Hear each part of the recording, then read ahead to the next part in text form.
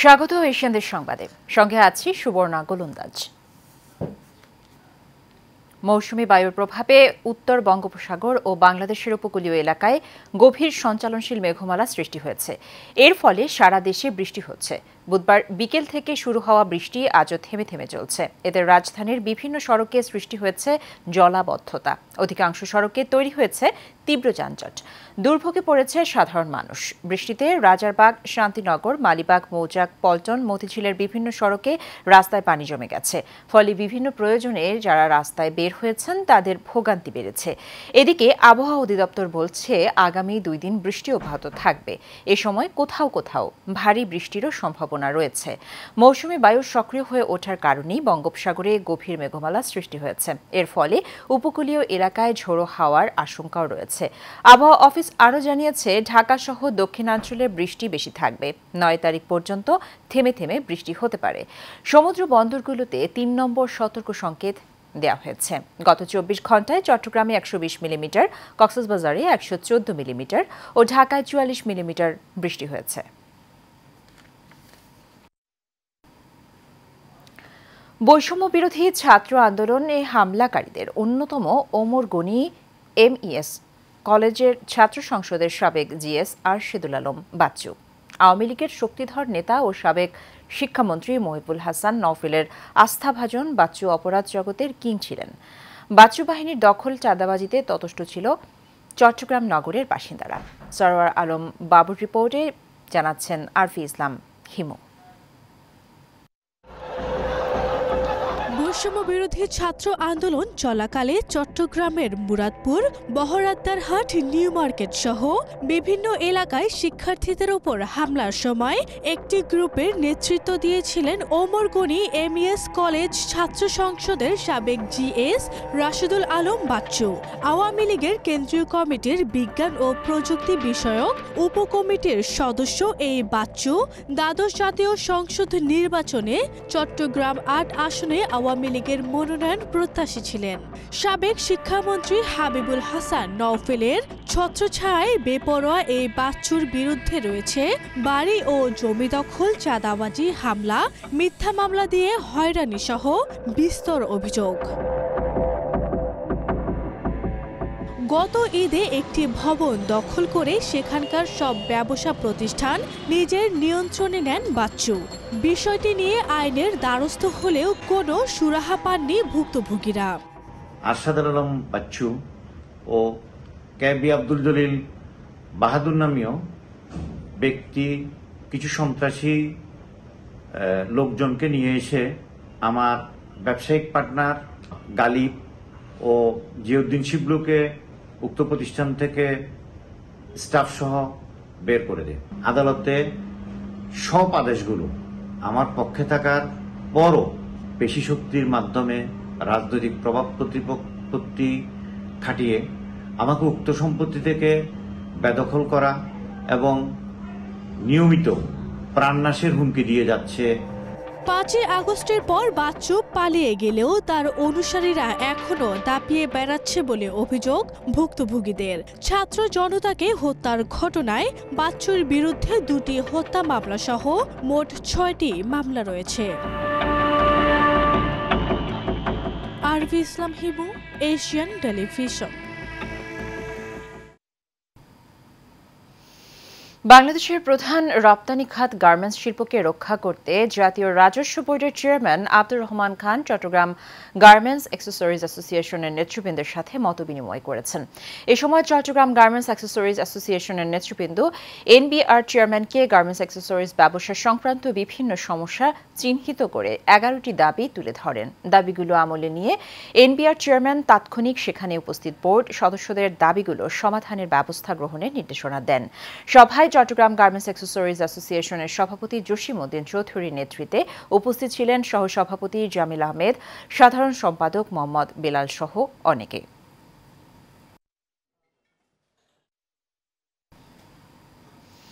ভোলায় সদ্য যোগদানকৃত জেলা প্রশাসক আজাদ জাহানের আগমন উপলক্ষে দৌলতখানে মতবিনিময় সভা হয়েছে। সকালে উপজেলা প্রশাসনের আয়োজনে উপজেলা সম্মেলন কক্ষে এই মতবিনিময় সভা হয়। সভায় উপজেলার বিভিন্ন দপ্তরের কর্মকর্তা, কর্মচারী, শিক্ষক, রাজনৈতিক ব্যক্তিবর্গ ও সাংবাদিকরা অংশ নেন। এর আগে উপজেলা প্রশাসনের উদ্যোগে জেলা প্রশাসককে ফুল দিয়ে শুভেচ্ছা জানানো হয়। এ সময় উপস্থিত ছিলেন উপজেলা নির্বাহী কর্মকর্তা নিয়তি রানী কৈরি, সহকারী কমিশনার মুন্নি ইসলাম সহ অনেকে।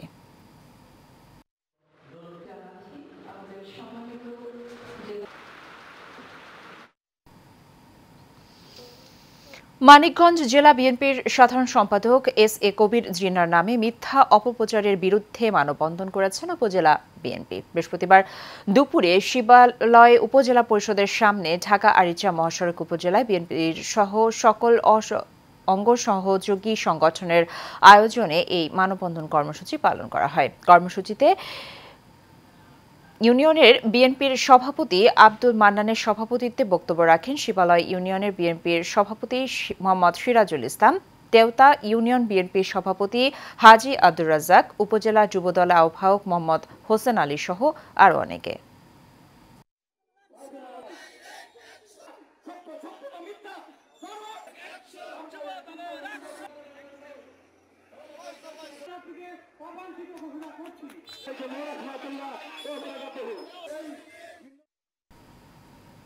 জয়পুরহাটের খেতলাল উপজেলার মধুপুকুর বাজারে আব্দুল মতিন নামের এক ইউপি সদস্যের বিরুদ্ধে সরকারি চাকরি ও বিদেশে পাঠানোর নাম করে প্রায় 50 লাখ টাকা হাতিয়ে নেওয়ার অভিযোগ উঠেছে। ভুক্তভোগী পরিবার সরকারি চাকরি ও বিদেশ যেতে না পারায় আব্দুল মতিনকে চাপ প্রয়োগ করে। মানসিক টেনশনে আব্দুল মতিন অসুস্থ হয়ে পড়লে জয়পুরহাট আধুনিক হাসপাতালে নিয়ে যাওয়ার পথে মৃত্যু হয়। মৃত আব্দুল মতিনের জানাজার নামাজ ও দাফন করতে বাধা দেয় দুপচাচিয়া এলাকার নূর ইসলাম নামের এক ভুক্তভোগী।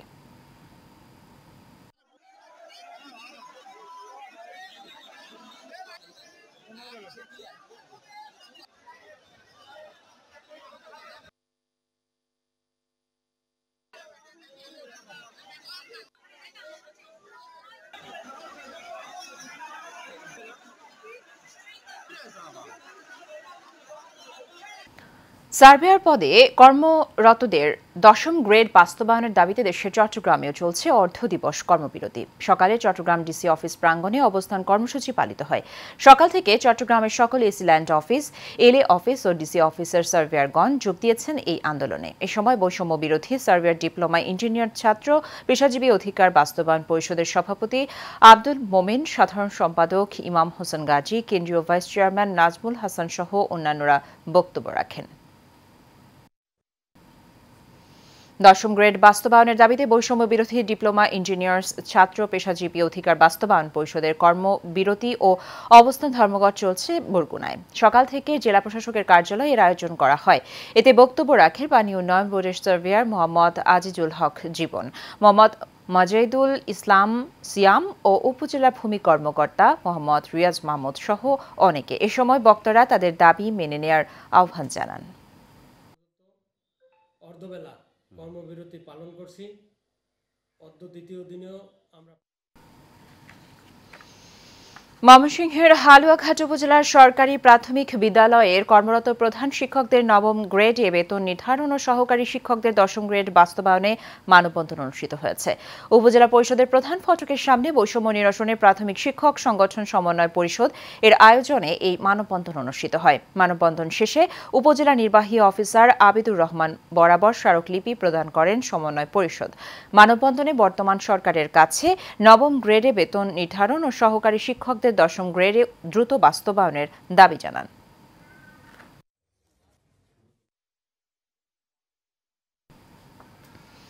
নোয়াখালীতে গোপালপুর আলী হায়দার উচ্চ বিদ্যালয় দুর্নীতিবাজ প্রধান শিক্ষক দিদারুল আলমের পদত্যাগের দাবিতে মানববন্ধন অনুষ্ঠিত হয়েছে। সকালে বেগমগঞ্জ উপজেলার গোপালপুর ইউনিয়নে আলী হায়দার উচ্চ বিদ্যালয়ের সামনে ভুক্তভোগী ছাত্রছাত্রী, অভিভাবকবৃন্দ ও এলাকার সচেতন মহলের ব্যানারে এই মানববন্ধন অনুষ্ঠিত হয়। এ সময় ভুক্তভোগী ছাত্রছাত্রী সহ সচেতন মহল ও অভিভাবক বৃন্দরা প্রধান শিক্ষক দিদারুল আলমের নানান অপকর্ম ও কুকীর্তি তুলে ধরে বিভিন্ন স্লোগান দিতে থাকেন।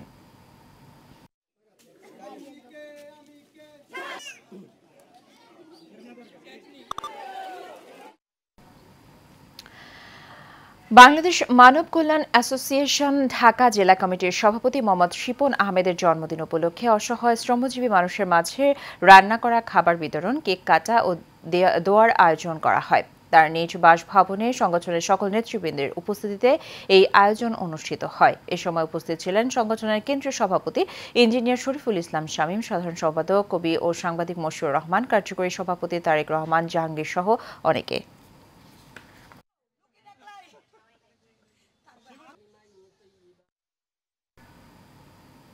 ফটিকছড়ি মাইজভান্ডার দরবার শরীফের 20তম আন্তর্জাতিক জশ্নে ঈদে মিলাদুন্নবী মাহফিল উদযাপিত হয়েছে। গাউসিয়া আহমদিয়া মঞ্জিল শাহী ময়দানে আওলাদে রসুল ও গাউসিয়া আহমদিয়া মঞ্জিলের সাজ্জাদানশীন হজরত মাওলানা শাহ সুফি সৈয়দ ইমদাদুল হক মাইজভান্ডারির ব্যবস্থাপনায় ও চাদরাতে ঈদে মিলাদুন্নবী মাহফিলে অনুষ্ঠিত হয়। সাজ্জাদানশীন সৈয়দ ইরফানুল হক মাইজভান্ডারির সার্বিক তত্ত্বাবধানে মাহফিলে আমন্ত্রিত ওয়াজিন ছিলেন আহলে সুন্নাত ওয়াল জামাত বাংলাদেশের চেয়ারম্যান আল্লামা কাজী মোহাম্মদ মঈনুদ্দিন আশরাফি সহ দেশবরেণ্য ওলামায়ে কেরামগণ। চট্টগ্রামের সীতাকুণ্ডে বিজয় সরণি কলেজে পবিত্র ঈদে মিলাদুন্নবী উদযাপন, আলোচনা সভা ও দোয়া মাহফিল হয়েছে। এতে প্রধান অতিথি হিসেবে উপস্থিত ছিলেন বিজয় সরণি বিশ্ববিদ্যালয় কলেজ এর অ্যাডহক কমিটির সভাপতি ও বিএনপির চেয়ারপারসনের উপদেষ্টা অধ্যাপক আসলাম চৌধুরী এফসিএ। প্রধান বক্তা ছিলেন মাওলানা কাজী মোহাম্মদ শিহাবুদ্দিন।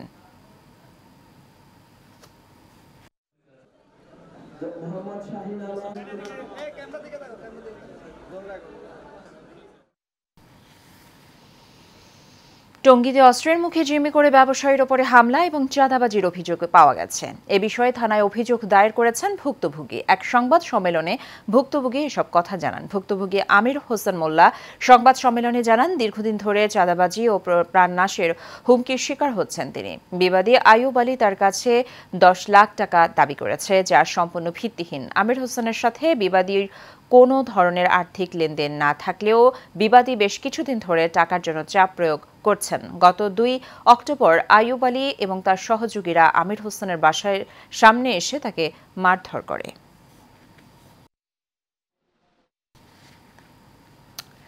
ঢাকার ধামরাইয়ে মণ্ডপে মণ্ডপে শুরু হয়েছে দেবী দুর্গার আগমনের শেষ সময়ের প্রস্তুতি। বাসঘরের কাঠামোতে মাটির আস্তরণে অবয়ব পেয়েছে দেবী দুর্গা। রঙের আঁচড় আর সাজসজ্জায় দুর্গা দেবীকে সাজাতে ব্যস্ত হয়ে পড়েছেন ঢাকার ধামরাই এলাকার প্রতিমা শিল্পীরা। শিল্পীদের ছোঁয়ায় প্রতিমা হয়ে উঠেছে আরও জীবন্ত। তবে এবছর পূজার সংখ্যা কমে আসায় আরও কিছুটা কমেছে বলে জানিয়েছেন শিল্পীরা। এবছর ধামরাইয়ে মোট 202টি মণ্ডপে পূজা অনুষ্ঠিত হবে। ধর্মীয় পঞ্জিকা মতে আগামী 9 অক্টোবর মহাষষ্ঠীর মধ্য দিয়ে পূজার আনুষ্ঠানিকতা শুরু হবে। 12 অক্টোবর মহাদশমীর বিহিত পূজা অনুষ্ঠিত হবে। সেদিন সন্ধ্যায় বিসর্জনের মধ্য দিয়ে শারদীয় দুর্গোৎসবের সমাপ্তি ঘটবে।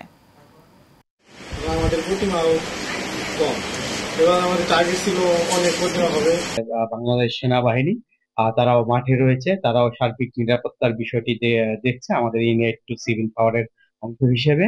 আর অন্যান্য পুলিশ বাহিনী এবং আনসারদের ডিপ্লয়মেন্ট থাকবে, ফায়ার সার্ভিস, অন্যান্য যে সহযোগী যে সংগঠনগুলো সবাই আসলে তৎপর রয়েছে। শারদীয় দুর্গাপূজা উপলক্ষে নিয়ামতপুর থানার আয়োজনে উপজেলার সকল মন্দিরের সভাপতি ও সাধারণ সম্পাদকদের নিয়ে মতবিনিময় সভা অনুষ্ঠিত হয়েছে।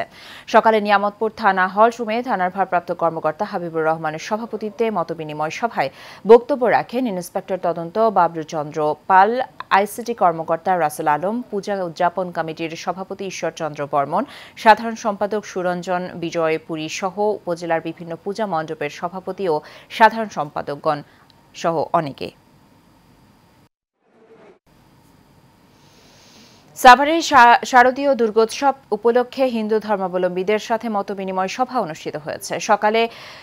গতকালে সাভারের তেঁতুলঝোড়া ইউনিয়নের পানপাড়া সরকারি প্রাথমিক বিদ্যালয় মাঠে যুবদল নেতা মোহাম্মদ ইয়াসিন সরকার শাওনের সার্বিক তত্ত্বাবধানে মতবিনিময় সভার সভাপতিত্ব করেন তেঁতুলঝোড়া ইউনিয়ন বিএনপির সভাপতি আলহাজ মহিউদ্দিন। প্রধান অতিথি হিসেবে উপস্থিত ছিলেন সাভার উপজেলার বিএনপির সাবেক সভাপতি হাজী জামাল উদ্দিন সরকার।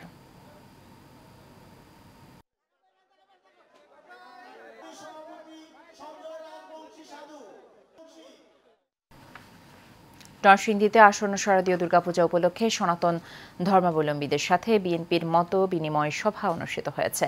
নরসিংদী পৌরসভার হিন্দু বৌদ্ধ খ্রিস্টান কল্যাণের আয়োজনে এই মত বিনিময় সভা অনুষ্ঠিত হয়। হিন্দু বৌদ্ধ খ্রিস্টান কল্যাণ ফ্রন্টের কেন্দ্রীয় যুগ্ম মহাসচিব দীপক কুমার বর্মন প্রিন্সের সভাপতিত্বে অনুষ্ঠানে প্রধান অতিথি হিসেবে উপস্থিত ছিলেন নরসিংদী জেলা বিএনপির আহ্বায়ক ও বিএনপির যুগ্ম মহাসচিব খায়রুল কবির খোকন। বিশেষ অতিথি হিসেবে উপস্থিত ছিলেন নরসিংদী জেলা বিএনপির সদস্য সচিব মঞ্জুর এলাহি, নরসিংদী জেলা পূজা উদযাপন কমিটির সভাপতি অনিল চন্দ্র ঘোষ সহ অনেকে।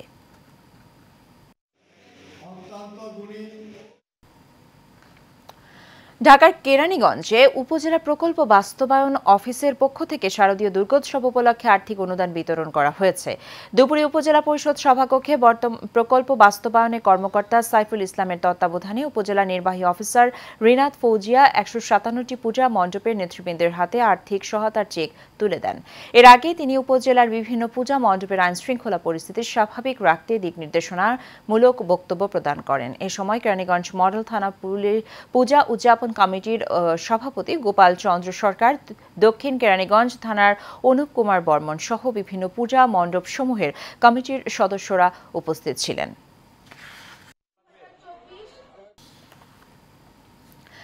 কিশোরগঞ্জ সদরের ৩২ এলাকায় শ্রী শ্রী গোপীনাথ জিওর আখড়ায় দুর্গা মূর্তি ভাঙচুর করেছে দুর্বৃত্তরা। ভোর রাতের কোনো এক সময় এই মূর্তি ভাঙচুর করে। ভাঙচুরের খবর পেয়ে কিশোরগঞ্জের জেলা প্রশাসক ও পুলিশ সুপার ঘটনাস্থল পরিদর্শন করেন। স্থানীয় আয়োজক ও পুলিশের ধারণা, দেশের এই অবস্থায় অস্থিতিশীল করার জন্যই দুর্বৃত্তরা এই কাজ করেছে। শ্রী শ্রী গোপীনাথ জিওর আখড়ায় অস্থায়ী দুর্গা পূজার আয়োজন করে মন্দির কমিটি।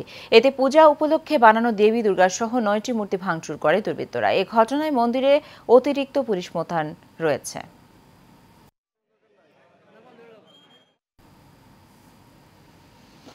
ফেনীতে জেলা যুবদল, স্বেচ্ছাসেবক দল ও ছাত্র দলের আয়োজনে সাম্য ও মানবিক সমাজ বিনির্মাণের দিক নির্দেশনামূলক যৌথ কর্মী সভা হয়েছে। একটি কমিউনিটি সেন্টারে এর আয়োজন করা হয়। কেন্দ্রীয় যুব দলের সাধারণ সম্পাদক নুরুল ইসলাম নয়নের সভাপতিত্বে কেন্দ্রীয় ছাত্র দলের সাংগঠনিক সম্পাদক আমান উল্লাহ আমানের সঞ্চালনায় বক্তব্য রাখেন কেন্দ্রীয় স্বেচ্ছাসেবক দলের সভাপতি HM জিলানী, কেন্দ্রীয় ছাত্র দলের সহ সভাপতি আবুর রাফসান ও মোহাম্মদ ইব্রাহিম।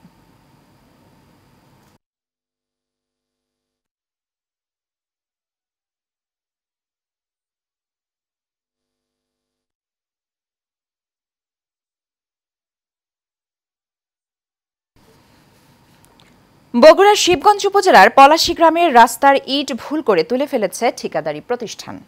এতে চলাচলে দুর্ভোগে পড়েছে কয়েক হাজার মানুষ। রাস্তায় ইট তুলে ফেলার কারণে বর্ষা মৌসুমে গ্রামের পথ কাদায় পরিণত হয়েছে, ফলে বিপাকে পড়েছেন স্থানীয়রা। গ্রামবাসী জানায়, ঠিকাদারি প্রতিষ্ঠান টেন্ডার করা রাস্তায় কাজ না করে টেন্ডারবিহীন রাস্তায় ইট তুলে ফেলে। বিষয়টি উপজেলা প্রকৌশলী দপ্তরে জানানো হলেও নেওয়া হয়নি কোনো আইনগত ব্যবস্থা। যখন প্রথমে একদিন ইট তুলতে আসলো, সেদিন আমরা জিজ্ঞাসা করলাম, ভাই এলে কিসের জন্য আসলেন, কি সমস্যা? তোকে যে রাস্তায় ফ্ল্যাট মানে ওই পিস করবে, তাহলে কোন কন্ট্রাক্টর কী সমস্যা? তখন আমাকে বললো যে হলো তোমার মইদুল কন্ট্রাক্টর, সেটা হলো তোমার বিহার ইউনিয়ন চেয়ারম্যান। খুবই কষ্ট হচ্ছে, বাড়িতে আসা যাওয়া করা যাচ্ছে না, আত্মীয় স্বজন পর্যন্ত আসে না এই রাস্তার জন্য। তারপরে কোনো যোগাযোগ নাই, আমাদের ভ্যানও যায় না। না ভাই, লোড গাড়ি তো লেসাই যায় না, খালি গাড়ি লেসা যাচ্ছে না, 4-5 জন লোক লাগে খালি গাড়ি লেসতেই। খুব জাম জরের মধ্যে আছে, আমাদের ধান চাউল রাস্তার মাথা তুলে আমরা কাজ করে লিয়েছি। তো অতি তাড়াতাড়ি আমাদের রাস্তার কাজটা ভালো হয়, এটা আমাদের আপনাদের কাছে বিশেষ অনুরোধ। আপনাদের মাধ্যমে আমরা জানলাম এই কাজটা অন্যায়। এই অন্যায় কাজকে প্রতিহত করার জন্য অবশ্যই আইনগত ব্যবস্থা নিতে হবে এবং আমরা সেটা নেব। আমরা আমাদের ঊর্ধ্বতন কর্তৃপক্ষের সাথে কথা বলে উপজেলা নির্বাহী অফিসারের মাধ্যমে আইনগত ব্যবস্থা গ্রহণ করব ইনশাআল্লাহ। এশিয়ান দেশ সংবাদ এ পর্যন্তই। আমাদের পরবর্তী সংবাদ দেখার আমন্ত্রণ রইল। ধন্যবাদ সাথে থাকার জন্য।